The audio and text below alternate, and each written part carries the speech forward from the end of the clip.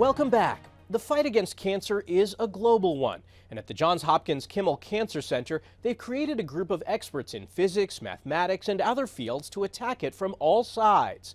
It's called the Convergence Institute.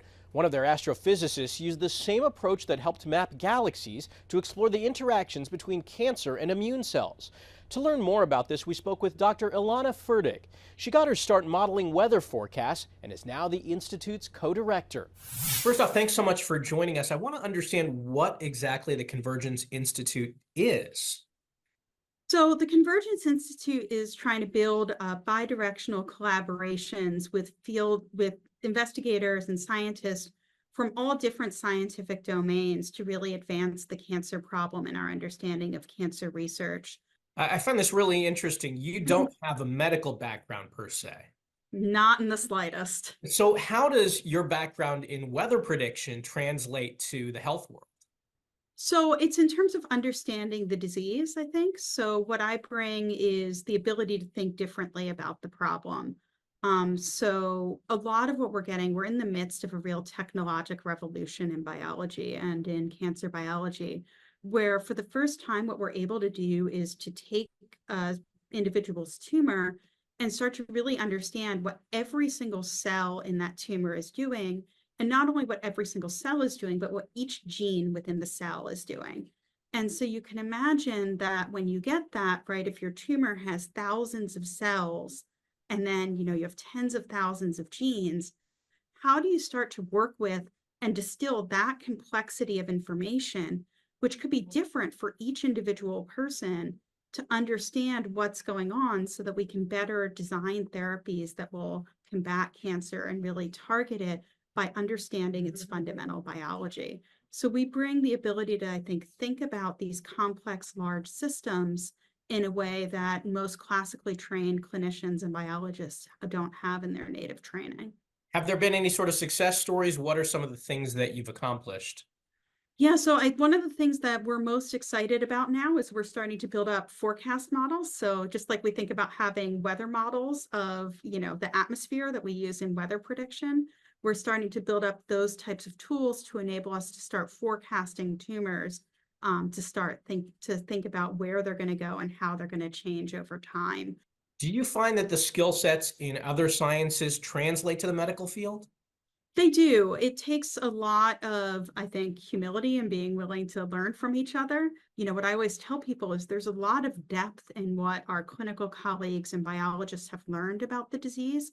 And so taking methods that are more human-driven and incorporating all the expert knowledge that's there from our medical colleagues into how we think about these computational approaches is really critical. And it's why the bidirectional nature of this institute, I think, is so unique, is that we're really bringing people together to think about it holistically and really collaborate, as opposed to the computational person does this thing and the medical person does this thing, and then you hope that they'll use the tool. We're really trying to build this up as a, unit together so that we can learn from each other.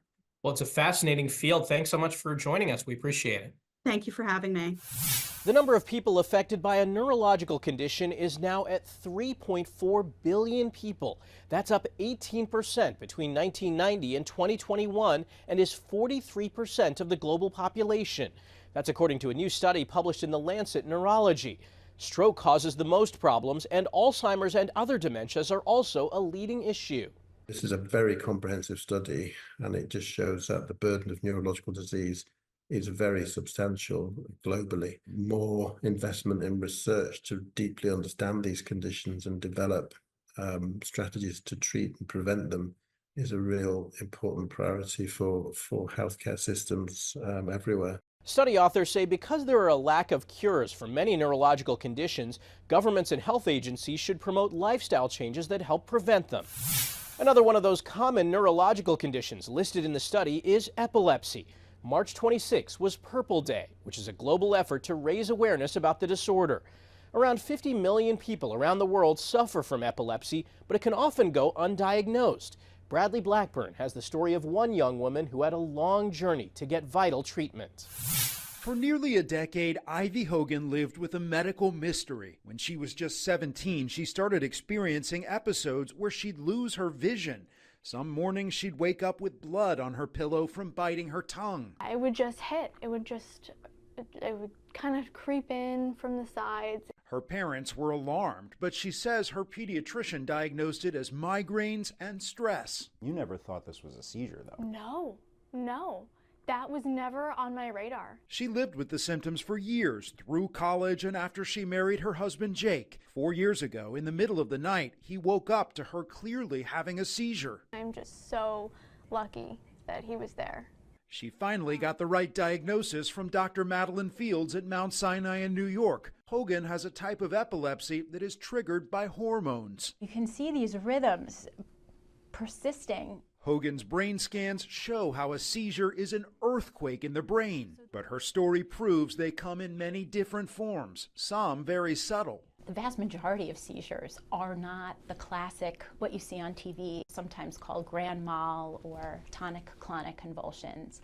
It's often what brings people to medical attention, but is not typically how people present with seizures. The diagnosis and correct medication have given Hogan her life without fear of seizures. I feel like I'm glad that this happened to me because I know that I'm strong enough to deal with it. And she wants others living with a mystery to keep asking for answers.